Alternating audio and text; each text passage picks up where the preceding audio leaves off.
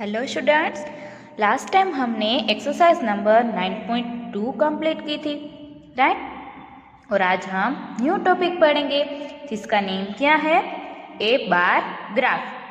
Bar graph क्या होता है, वो कैसे हम उसके ऊपर से क्वेश्चन के आंसर्स दे सकते हैं, वो सभी ये वाले टॉपिक में पढ़ेंगे। Representing data by pictograph is not only time consuming but at times difficult to. मतलब कि हमने आगे जो पिक्टोग्राफ देखा है वो सिर्फ टाइम ही ज़्यादा नहीं लेता, पर वो डिफ़िकल्ट भी होता है। उसके ऊपर से हमें आंसर देना थोड़ा डिफ़िकल्ट हो जाता है। Let us see some other way of representing data visually. चलो हम उसका दूसरा वे ढूंढते हैं कि जिसके ऊपर से हम डेटा विजुअली देख सकते हैं। Bars of uniform width can be drawn horizontally और vertically with equal spacing between them, and then the length of each bar represents the given number। मतलब कि जो बार होता है, ये ग्राफ होता है, वो हम horizontally and vertically equal spacing, मतलब कि हर एक के बीच में स्पेस है वो इक्वल होनी चाहिए, ऐसे हम ड्रॉ कर सकते हैं। और उससे हमें जो इंफॉर्मेशन दी गई होती है वो भी हम उसके ऊपर रिप्रेजेंट कर सकते हैं। Such method of representing data is called a bar diagram or a bar graph। ये वाली जो मेथड है कि जो डेटा रिप्रेजेंट करती है उसे क्या बोलते हैं, बार डायग्राम और a bar graph. Next one topic is interpretation of a bar graph. मतलब कि बार ग्राफ किसे बोलते हैं, उसकी डेफिनेशन क्या होती है, वो सब। Let us look at the example of vehicular traffic at a busy road crossing in Delhi। चलो हम एक एग्जाम्पल देखते हैं कि जिसमें हमें व्हीकल का ट्रैफिक है जो दिल्ली के रोड क्रॉसिंग में जो बिजी रोड है उसके ऊपर से हमें यहाँ पर एक बार ग्राफ दिया गया है, which was studied by the traffic police on a particular day। ये जो बार ग्राफ है वो किसके हिसाब से स्टडी किया हुआ है, ट्रैफिक पुलिस है। और वो कौन से डे पर किया गया है, पर्टिकुलर डे, मतलब कि कोई भी ऐसा एक डे सिलेक्ट किया है और उसी दिन जो टाइमिंग के हिसाब से ट्रैफिक होता है उसके ऊपर से हमें बार ग्राफ दिया गया है।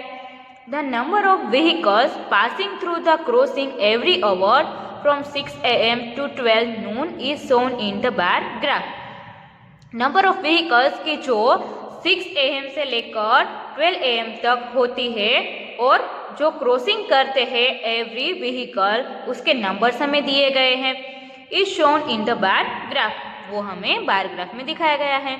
1 unit of length stands for 100 vehicle. यहाँ पर 1 यूनिट दिया गया है, मतलब कि 1 unit is equal to 100 vehicles, वो हमें काउंट करना है। The scale is 1 unit length equal to 100 vehicles, जो हमने आगे पिक्टोग्राफ में भी देखा था। It means 1 unit length is equal to 100 vehicles. देखो यहाँ पर हमें बार ग्राफ दिख रहा है, राइट। देखो यहाँ पर 100 से लेकर 1200 तक दिया गया है, यहाँ पर 6 to 7 यहाँ पर टाइमिंग दिया गया है, क्या दिया गया है, टाइम इंटरवल। एंड यहाँ पर नंबर ऑफ व्हीकल्स दिए गए हैं। यहाँ पर जो टाइम है वो क्या है, 6 to 7, 7 to 8, 8 to 9, 9 to 10, 10 to 11 and 11 to 12। उसके हिसाब से यहाँ पर हमें ग्राफ ड्रॉ करके दिया है। We can see that maximum traffic is shown by the longest bar, it means 1200 vehicles. हम यहाँ पर देख सकते हैं कि मैक्सिमम ट्रैफिक कब होता है, 1200 व्हीकल्स, मतलब कि लॉन्गेस्ट बार यहाँ पर दिख रहा है। For the time interval is 7 to 8 AM। यहाँ पर 7 to 8 टाइम है और वो लॉन्गर है ग्राफ यहाँ पर। और कहाँ तक आता है यहाँ पर, 1200, मतलब कि कितने व्हीकल्स होंगे वहाँ पर, 1200। वो कौन से टाइम में पास होते हैं, 7 to 8 AM में। The second longer bar is 8 to 9 AM, और उससे छोटा कौन सा है, 8 to 9 AM, और वो कहाँ तक का है, कहाँ तक का आपको दिख रहा है, ये 1000, right. Similarly, minimum traffic is shown by the smallest bar, it means 100 vehicles for the time interval 6 to 7 AM। और मिनिमम ट्रैफिक कब होता है, 6 to 7 AM, और कितने व्हीकल्स है उसमें 100 व्हीकल, वो आपको ग्राफ में ऑब्जर्व करना है, उसके ऊपर से पता चल जाएगा। The bar just longer than the smallest bar is between 11 AM to 12 noon। वो कुछ ज़्यादा लॉन्गर भी नहीं है और स्मॉलेस्ट भी नहीं है, वो कब है 11 to 12 AM, वो हमें मिडल का दिया गया है, right. Then the total traffic during the 2 peak hours 8 to 10 AM as shown by the 2 long bar is 1000.900 is equal to 1900 vehicles। और 8 to 10 AM में कितने होंगे, तो 1000 plus 900 is equal to total कितने होंगे 1900 vehicles। If the numbers in the data are large then you may need a different scale। अगर data है वो लार्ज होता है तो हम क्या यूज़ करेंगे, उसके लिए डिफरेंट स्केल है वो यूज़ कर सकते हैं। For example take the case of the growth of the population of India. Population of India है वो बढ़ती जा रही है, तो उसके लिए हमें बार ग्राफ यूज़ करना है, तो हम कैसे करेंगे, the numbers are in crores, so if you take 1 unit to, देखो यहाँ पर हमें उसका बार ग्राफ दिया गया है, population of India in crores, ये करोर्स में हमें दिए गए हैं, एंड यहाँ पर ईयर्स दिए गए हैं। कौन कौन से ईयर्स हैं, 1951, देन 1961, 1971, 1981, 1991, 2001, एंड यहाँ पर जो करोर्स में दिए गए हैं वो 10 करोड़, 20 करोड़, 30 से लेकर 110 करोड़ यहाँ तक हमें दिए गए हैं, राइट। एंड उसकी यूनिट लेंथ क्या दी गई है, 1 unit length is equal to 10 crore. ये आप लोगों को रिमेम्बर रखना है, कोई भी बार ग्राफ है तो उसमें क्या करना है, यूनिट लेंथ है वो उसकी फिक्स करनी है पहले, उसके हिसाब से ही हमें यहाँ पर जो नंबर्स है वो डिसाइड करने हैं, right. So you take 1 unit length to be 1 person drawing the bars will not be possible. तो हम एक पर्सन के लिए वो बार बनाए, ये पॉसिबल नहीं है, right. Therefore choose the scale as 1 unit to represent 10 crore. तो इसीलिए हम क्या करेंगे, 1 unit is equal to 10 crore है वो सिलेक्ट करेंगे। The bar graph for this case is shown in the figure, वो हमें आगे बार ग्राफ है वो दिखाया गया है। So the bar of length 5 units represents 50 crore end of 8 units represents 80 crore, right. तो उसमें 5 यूनिट है वो रिप्रेजेंट क्या करेंगे 50 करोड़, एंड 8 यूनिट है वो क्या रिप्रेजेंट करेंगे 80 crore. Then next one is example number 9. Read the adjoining bar graph showing the number of students in a particular class of a school and answer the following questions। यहाँ पर हमें एक bar graph दिया गया है जिसमें क्या है, ईयर्स है एंड नंबर ऑफ स्टूडेंट्स। कौन से ईयर में कितने स्टूडेंट्स है वो हमें नंबर है उसके हिसाब से यहाँ पर ग्राफ ड्रॉ करके दिया है।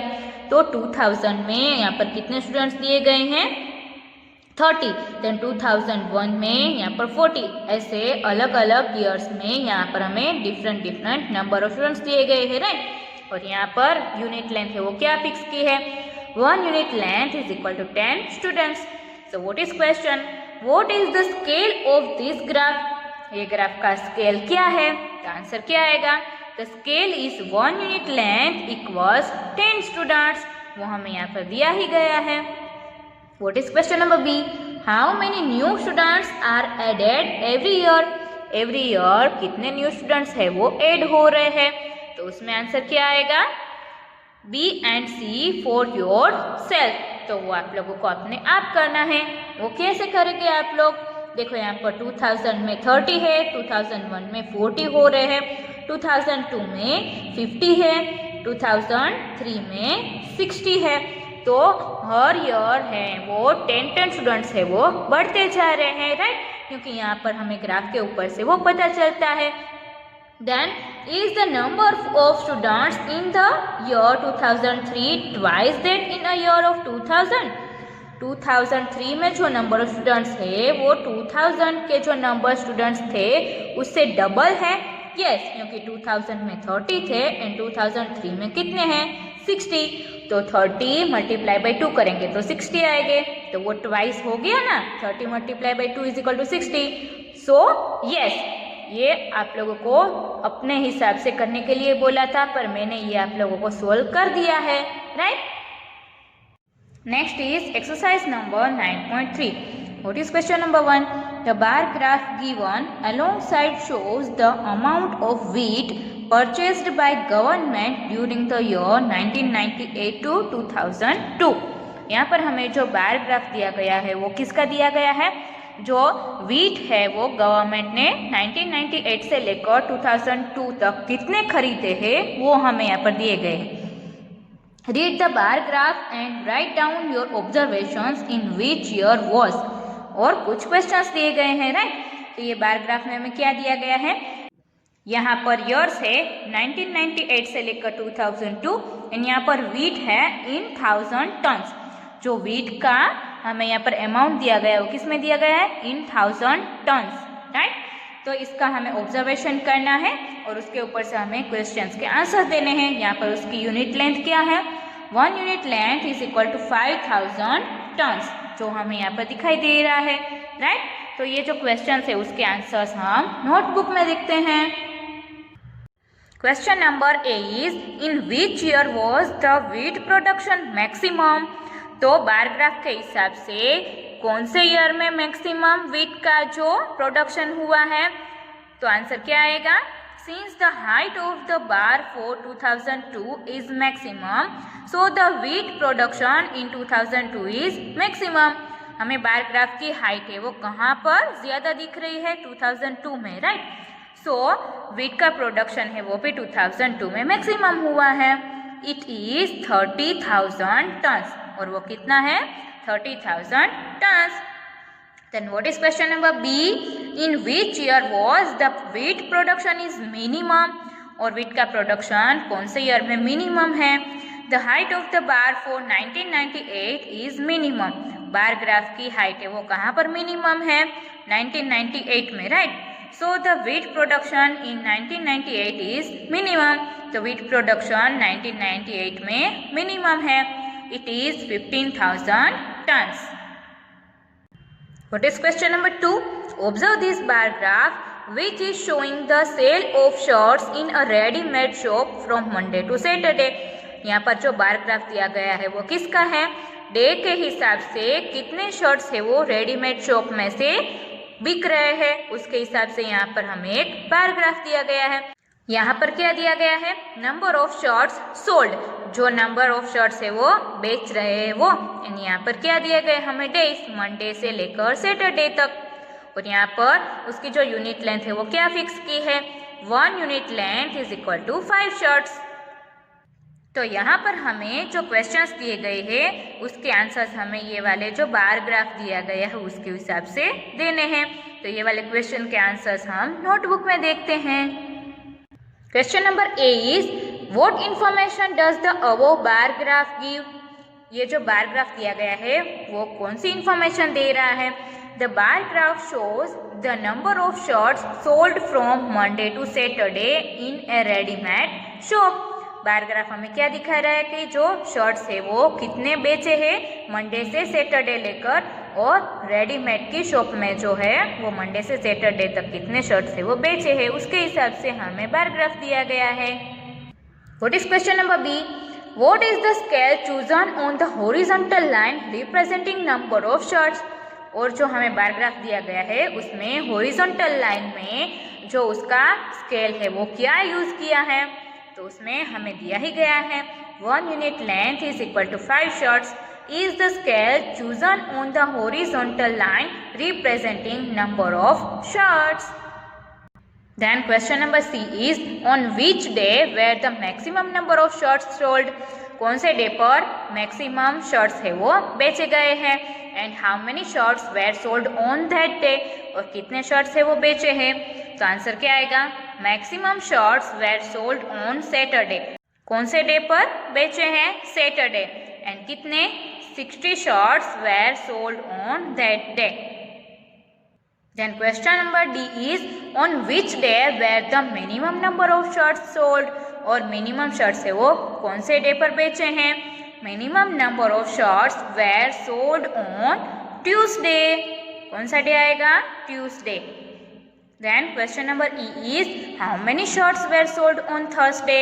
Thursday को कितने शर्ट्स बेचे हैं? तो आंसर आएगा 35 shirts were sold on Thursday. Question number 3 is observe this bar graph which shows the marks obtained by Aziz in half yearly examination in different subjects. हमें यहाँ पर बार ग्राफ दिया गया है, वो किसका है? एक स्टूडेंट है अजीज नाम का, उसके जो सब्जेक्ट के हिसाब से हाफ ईयरली एग्जाम में कितने मार्क्स आए हैं उसके हिसाब से हमें यहाँ पर बार ग्राफ दिया गया है. आंसर द गिवन क्वेश्चंस, जो यहाँ पर क्वेश्चंस दिए गए हैं उसके आंसर्स देने हैं. उसके लिए हमें यहाँ पर बार ग्राफ का ऑब्जर्वेशन करना पड़ेगा. तो यहाँ पर हमें कौन कौन से सब्जेक्ट्स दिए गए हैं? Hindi, English, mathematics, science and social studies. And यहाँ पर मार्क्स दिए गए हैं 10 से लेकर 90. एंड यहाँ पर उसका स्केल क्या यूज़ किया है? 1 unit length is equal to 10 marks. तो यहाँ पर जो क्वेश्चंस दिए गए हैं उसके आंसर्स हम नोटबुक में देखते हैं. Question number A is what information does the bar graph give? ये वाले बार ग्राफ में हमें कौन सी इंफॉर्मेशन मिल रही है? तो आंसर क्या आएगा? The bar graph shows the number of marks obtained by Aziz in 5 different subjects in the half yearly examination. Bar graph हमें क्या दिखा रहा है कि अजीज ने 5 डिफरेंट सब्जेक्ट्स ने हाफ ईयरली एग्जाम में कितने मार्क्स ऑब्टेन किए हैं वो. What is question number B? Name the subject in which Aziz scored maximum marks. कौन से सब्जेक्ट में अजीज ने मैक्सिमम मार्क्स मिले हैं? तो आंसर क्या आएगा? Aziz scores maximum marks in Hindi, क्योंकि हिंदी के सब्जेक्ट में जो स्केल दिया गया है और उसके हिसाब से जो ग्राफ ड्रॉ किया है उसकी हाइट है वो हिंदी में ज़्यादा है. Then what is question number C? Name the subject in which he has scored minimum marks. कौन से सब्जेक्ट में उसे मिनिमम मार्क्स मिले हैं? तो उसमें क्या आंसर आएगा? Aziz scored minimum marks in social studies, क्योंकि उसमें जो ग्राफ की हाइट है वो मिनिमम है. तो आंसर क्या आएगा? Social studies. Then what is question number D? State the name of the subjects and marks obtained in each of them. यहाँ पर हमें सब्जेक्ट्स लिखने हैं और हर एक सब्जेक्ट में कितने मार्क्स मिले हैं वो भी लिखने हैं. So marks obtained in each subject is equal to Hindi में 80, इंग्लिश में 60, मैथमेटिक्स के 70, साइंस में 50 एंड सोशल स्टडीज़ के 40. तो यहाँ पर हमारी एक्सरसाइज नंबर 9.3 है वो कंप्लीट होती है. तो आप लोगों को नोटबुक में यहाँ तक कंप्लीट कर लेना है. एंड वर्कबुक के जो फोटोज भेजूंगी उसमें से वर्कबुक भी कंप्लीट कर लेनी है.